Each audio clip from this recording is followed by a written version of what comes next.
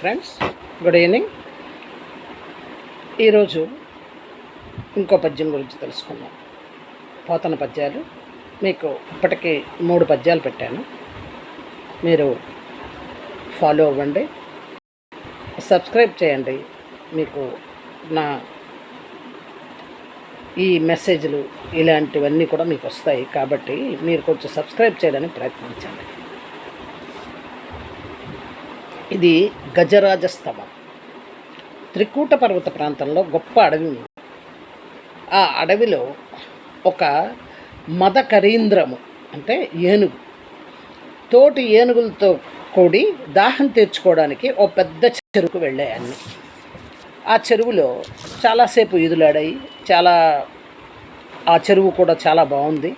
అందులో రకరకాల జంతువులు ఉన్నాయి. చేపలనే కాదు, మిగతా అన్నీ కూడా ఉన్నాయి. చాలా వరకు మర్రి చెట్టు, ఒడ్డులో మర్రి చెట్టు, మద్ది చెట్టు, ఇవన్నీ కూడా ఉన్నాయి.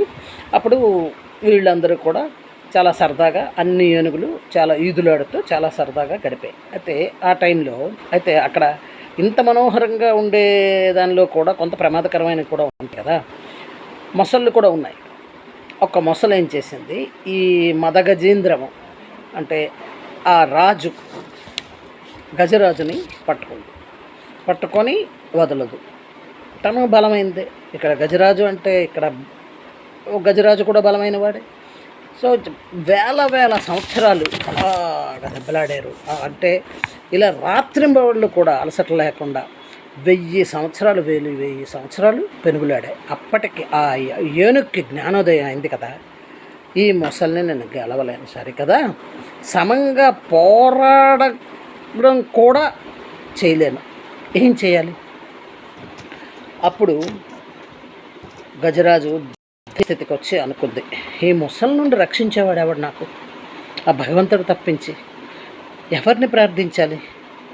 ఆహా ఈశ్వర, ఎంత మతి మాలిన పనిచేశాను నాయన. అనేక వేల ఏనుగుల గుంపులు నన్ను కొలుస్తూ ఉండగా, చక్కని సువాసనలు వెదజల్లే మంచి గంధపు చెట్ల నీడను ఉండక నీరు త్రాగాలనే ఉద్దేశంతో ఇక్కడికెందుకు వచ్చాను? ఎట్లాగూ చిక్కుకుపోయాను. ఏం చేసేది భగవంతుడా?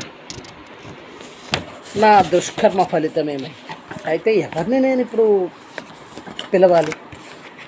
ఎవ్వని చేజనించు జగమెవ్వని లోపల నుండు లీనమై, ఎవ్వని యందుడిందు పరమేశ్వరుడెవ్వడు, మూల కారణం బెవ్వడనాది మధ్యలయుడెవ్వడు, సర్వముదానైన వాడెవ్వడు, వాని నాత్మభౌనీశ్వరునే శరణమ్ము వేడెదన్. ఎవరిని? ఈ జగత్తు ఎవరి వలన సృష్టింపబడుతోంది? జనించిన ప్రపంచం ఎవనిలో మనుగడ సాగిస్తుంది, తర్వాత తిరిగి ఎవనిలో కలిసిపోతుందో, ఈ సృష్టి స్థితి లయాలకు ఎవడు కారణమో, ఎవనికి మొదలు మధ్య చివర అనేవి లేకుండానో ఆది మధ్యాంతరహితుడు, సర్వ ప్రపంచము తానే అయిన వాడెవ్వడో, ఎవడు సమస్త భూతాలకు ఆత్మయందే ప్రభవిస్తాడో, అట్టి మహత్తర శక్తి కలిగిన ఈశ్వరుని శరణు వేడుకుంటాడు అంటున్నాడు గజేంద్రుడు. వ్యాపనశీలుడు, అంతటా వ్యాపించి ఉండేవాడు ఈశ్వరుడు. అతడు తప్ప మరి ఒకటి రెండవది అయిన వస్తునే లేనివాడు విష్ణువు. సర్వం విష్ణుమయం జగత్ మత్తః పరతం నాన్యకించిదస్తి ధనుంజయ. భగవద్గీతలో పద్యం ఇది.